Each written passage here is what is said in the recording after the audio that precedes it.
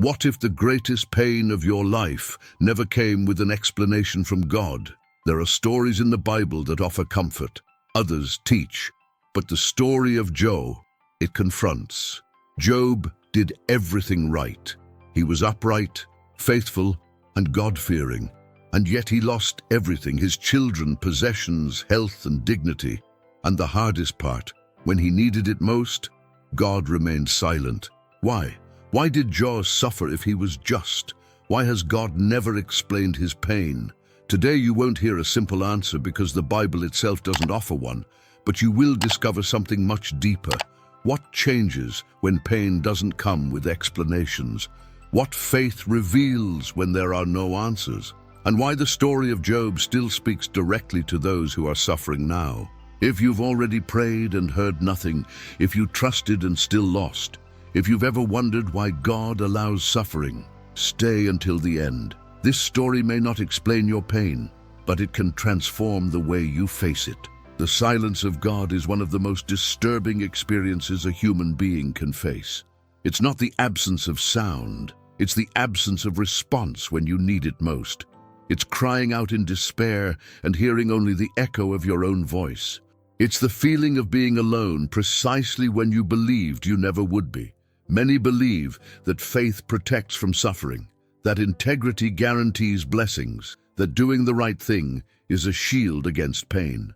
But the story of Job completely shatters this illusion, because Job was exactly the kind of person who should have been immune to tragedy, and yet he was crushed by it. What happens when God is silent? When prayers seem to reach no one, when the pain persists, the days drag on, and no explanation comes? Most people never dare to ask this question aloud, but Job did, and the answer he received, or rather the lack thereof, changed everything. There is a kind of suffering that makes no sense, that cannot be explained by wrong choices or natural consequences. It is the suffering of the righteous.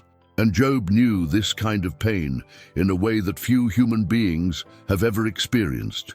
His story is not about having answers. It's about what happens when you don't have any. Prepare yourself, because the story you are about to hear is not comforting in the traditional sense. It is raw, honest, and profoundly real. And perhaps that is precisely why, thousands of years later, we still need it. Job was no ordinary man. The Bible describes him with words rarely used for any human being: blameless, upright, God-fearing, and turning away from evil. He wasn't just religious, he was genuinely good. The kind of person you would point to as an example of a life well lived. He had 7 sons and 3 daughters. He owned 7,000 sheep, 3,000 camels, 500 yoke of oxen, and 500 donkeys.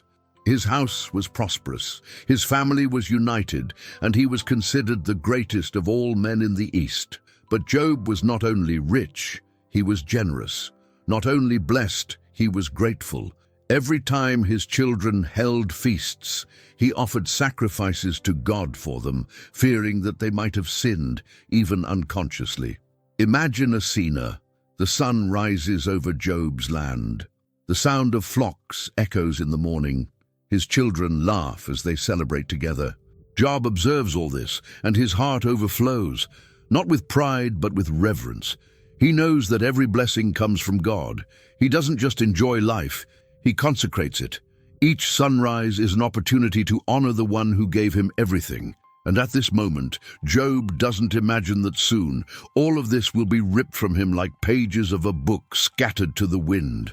But while Job lived his life of integrity on earth, something was happening in the heavenly realms.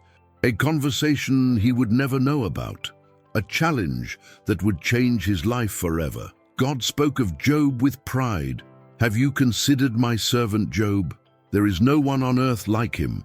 And it was precisely this integrity, this irreproachable faithfulness that made Job a target.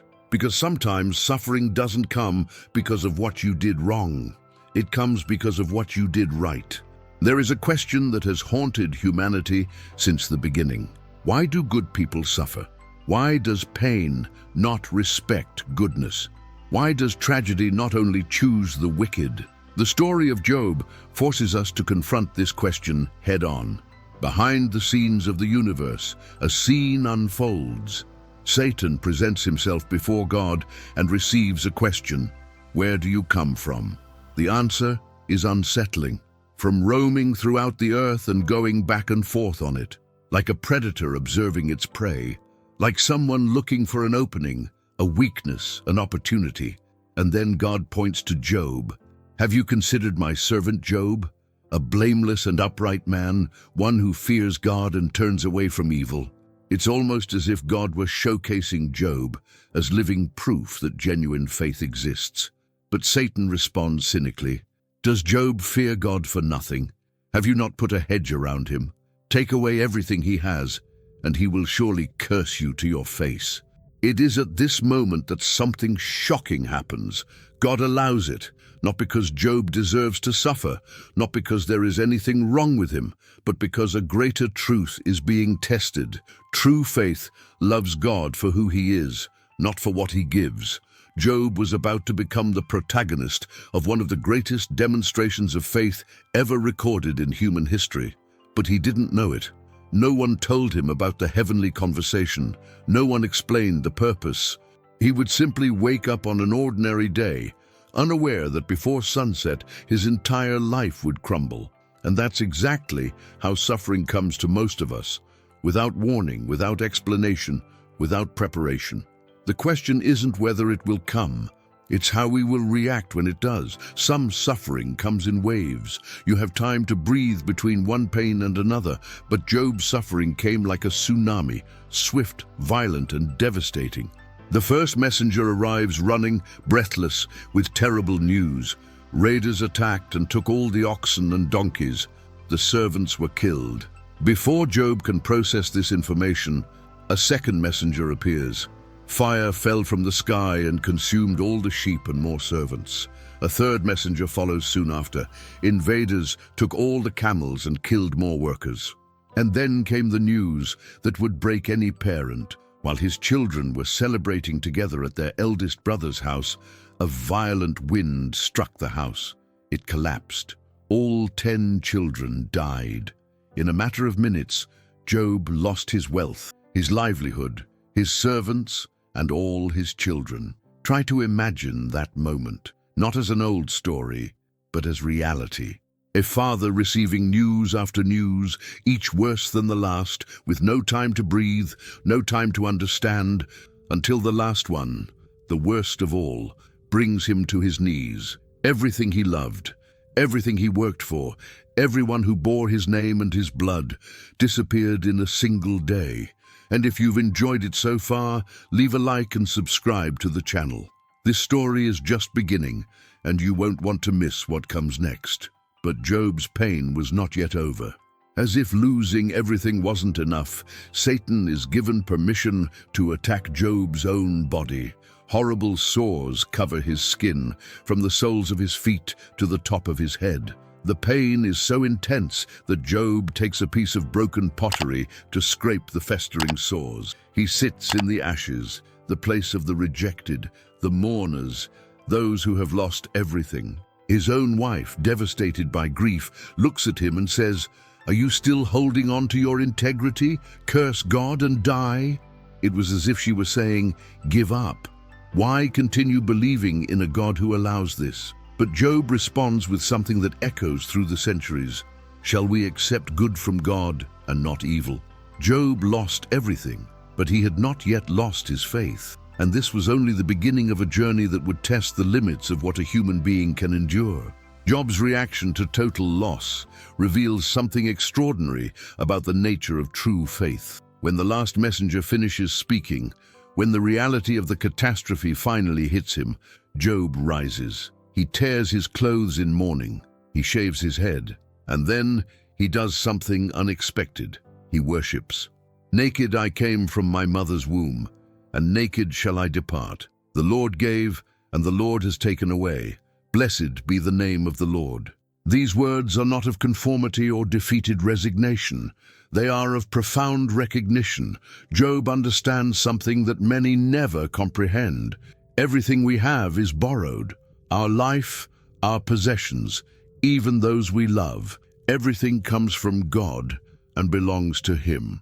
This doesn't lessen the pain, it doesn't dry the tears or heal the wounds, but it anchors the soul to something greater than the circumstances.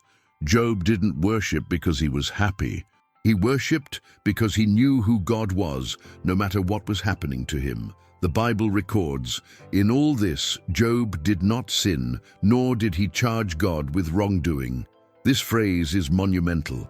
On the worst day of his life, at the bottom of the darkest pit anyone can fall into, Job maintained his spiritual integrity. He did not blame God. He did not curse him. He did not reject his faith. But it's crucial to understand, maintaining faith didn't mean the absence of pain. Job suffered intensely. He wept. He lamented. His worship didn't erase his anguish, and that's what makes his response so human and, at the same time, so supernatural. He proved that it's possible to trust in God even when everything inside you cries out for answers. Faith in the midst of pain is not about ignoring suffering. It's about choosing to continue believing despite it. And Job was only beginning to learn how much that faith would be tested. After all that had happened to Job, 3 friends came to visit him, Eliphaz, Bildad, and Zophar. When they saw him from afar, covered in sores, sitting in the ashes, they hardly recognized him. The transformation was so brutal that they tore their clothes, threw dust on their heads, and sat with him in silence for 7 days and 7 nights. That initial silence was the best gift they could have given. Because sometimes a silent presence is worth more than 1,000 words. To be there, to sit beside someone who is suffering, simply to share the pain without trying to fix it, that is true compassion. But then the silence is broken, and when the friends begin to speak, each word becomes a blade. They came to console, but ended up accusing. They came as friends, but acted as judges. Their logic was simple and cruel. If you are suffering like this, it is because you have sinned. God is just. Therefore, this pain is a direct consequence of something you did. Eliphaz implies that Job must have sinned in secret. Bildad suggests that perhaps his children died because of his own transgressions. Zophar is even more direct.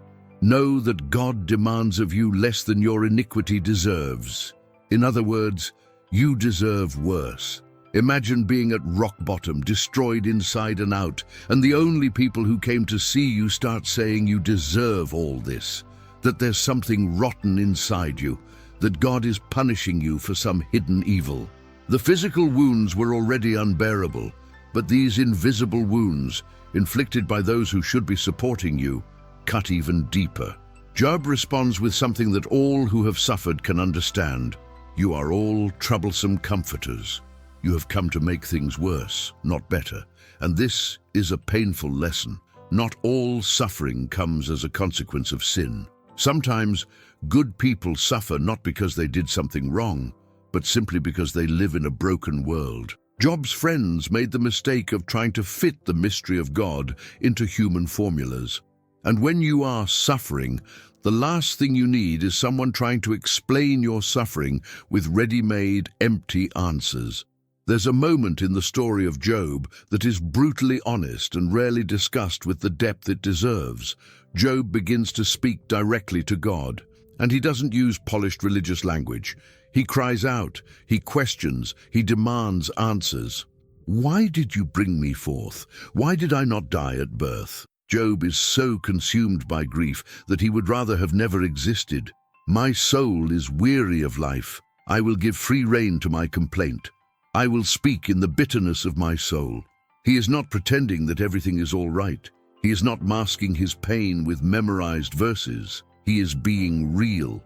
And here's something profound. God never rebukes Job for his emotional honesty. Job can question, he can lament, he can express his anguish because he's doing it with God, not against God. There's a huge difference between doubting God and wrestling with God. Job was wrestling, not giving up. He cries out, "Though he slay me, yet will I trust in him, but I will maintain my own ways before him." It is a paradoxical and powerful statement. Job is saying, even if this destroys me, I will not stop believing. But I will also not pretend that I understand or that everything is all right. I will remain faithful, but I will also demand an answer, and the answer doesn't come. Day after day, week after week, Job waits for God to speak, to explain, to justify. But heaven remains silent, and that silence is almost as painful as the wounds on his body. Because what Job wanted, what we all want when we suffer, is a reason, a purpose, an explanation that makes everything make sense. If only I knew why, it would be easier to bear. But God wasn't offering explanations, and that's the pain God doesn't explain, the pain we have to carry without understanding why. The absence of a response did not mean the absence of God, but for Job, at that moment, it seemed exactly that way, and perhaps you have felt that way too. In the midst of his deepest anguish, Job says something that would become one of the most powerful declarations of faith ever recorded. I know that my Redeemer lives, and that in the end he will stand upon the earth, and after my skin has been destroyed, yet in my flesh I will see God. Consider the weight of those words. Job has lost everything. He is covered in sores. His friends accuse him. God is silent. And yet he declares, I know that my Redeemer lives. Not I hope or I think. I know. This is not blind faith. It is faith tested by fire, and that came out stronger.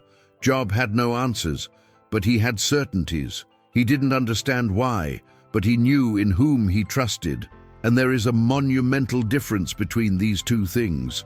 Faith, when there are no answers, is the purest kind of faith, because when you have explanations, you don't need so much trust. When everything makes sense, so much surrender isn't necessary.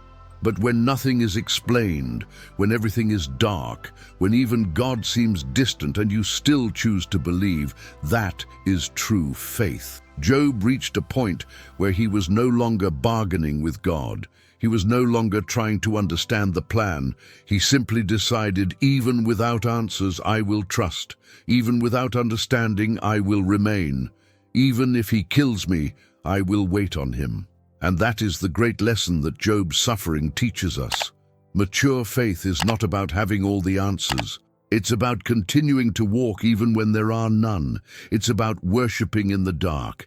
It's about trusting when it makes no sense to trust. Because in the end, the question was never, why am I suffering? The real question was, in whom am I trusting? And for Job, despite everything, the answer remained the same, in the God who gives and who takes away, but who continues to be God. Blessed be his name. Job's journey was about to take an unexpected turn, because after all that silence, God was about to speak. But what he would say would change everything. After entire chapters of silence, after Job cried out, questioned, and waited, God finally answers. But the way he answers is completely unexpected. God doesn't offer explanations. He offers questions. Where were you when I laid the foundation of the earth? Tell me if you have understanding. God begins with a question that puts everything into perspective. It's not a cruel reprimand. It's an invitation to humility. God isn't saying, be quiet. He's saying, remember who I am. And then comes a cascade of magnificent questions about creation. Who determined the measurements of the earth? Who shut up the sea with doors when it burst forth from the womb? Have you ordained the morning or shown the dawn its place? Can your voice rise to the clouds so that the abundance of waters may cover you? God takes Job on a journey through the cosmos. He speaks of the constellations, the wild animals, the mysteries of nature that no human being controls. Each question is a reminder. Job, you do not rule the universe. You do not hold up the stars. You do not command the seasons or feed the lions. And here's the crucial point. God never explains why Job suffered. He never mentions the conversation with Satan. He never justifies the losses. He simply reveals his greatness, his wisdom, his incomprehensible power. And in the presence of this magnitude, the question why begins to seem small, not because Job's suffering was insignificant, but because God was showing something greater. You don't need to understand my ways to trust in my goodness. You don't need to comprehend my purposes to know that they exist. Job wanted a judgment, an explanation, a justification, but what he received was a revelation. God was not in the dock defending his actions. He was on the throne, governing the universe with wisdom that surpasses human comprehension. Faced with this overwhelming reality, Job finally understands. The issue wasn't about finding an answer. It was about finding God in the midst of the question. And he found him. Job's response after hearing God is one of the most profound in all of Scripture. He didn't receive the explanations he sought. He didn't hear, "This is why you suffered," but something changed radically within him. "I had heard of you by the hearing of the ear, but now my eye sees you. Therefore I despise myself and repent in dust and ashes." Job is saying something revolutionary. Before I had knowledge about you, now I have experience with you. Before I knew of God, now I know God. This is the transformation that suffering can produce when it doesn't destroy us. Job didn't repent of some horrible sin that caused all that, because there was no such sin. He regretted thinking he had completely understood God, thinking that his theologies explained all divine mysteries. Suffering led him to a place where superficial religion no longer suffices, where ready-made formulas crumble, where you need to cling to God himself, not to your ideas about God. And in this place of complete surrender, Job found something he would never have found in prosperity: real intimacy with the Creator. Then God does something extraordinary. He restores Job. But he doesn't just restore him, he doubles everything he had before. He gives him twice as many sheep, camels, oxen, and donkeys. He blesses him with 7 more sons and 3 daughters. The Bible says that his new daughters were the most beautiful in all the land. But true restoration was not in material possessions. It was in the fact that Job had passed through the darkest valley of human existence and emerged with his faith not only intact, but deepened. He knew God in a way that prosperity could never teach. And consider the divine irony. Job's friends, who tried to defend him with their perfect theologies and harsh judgments, were rebuked by God. "You have not spoken of me what is right, as my servant Job has." God preferred Job's raw honesty to the well-crafted religious speeches of his friends. Job's perseverance in faith not only survived suffering, it was refined by him. And that is the promise hidden in all pain. You can come out the other side not only alive, but transformed into something you never would have been without the trial. So what do we learn from a man who lost everything, received no explanation, and yet remained faithful? How does Job's story change our perspective on suffering, faith, and God himself? First, not all suffering is punishment. The theology of Job's friends, that pain always indicates sin, is categorically refuted. Good people suffer. Faithful people go through tragedies, and it's not because God is absent or angry. Sometimes there are battles being fought in dimensions we cannot see, purposes being fulfilled that we cannot comprehend. Second, God doesn't owe us explanations, but offers us his presence. Job never knew about the heavenly conversation. He died without knowing why all that happened, but he found something greater than answers.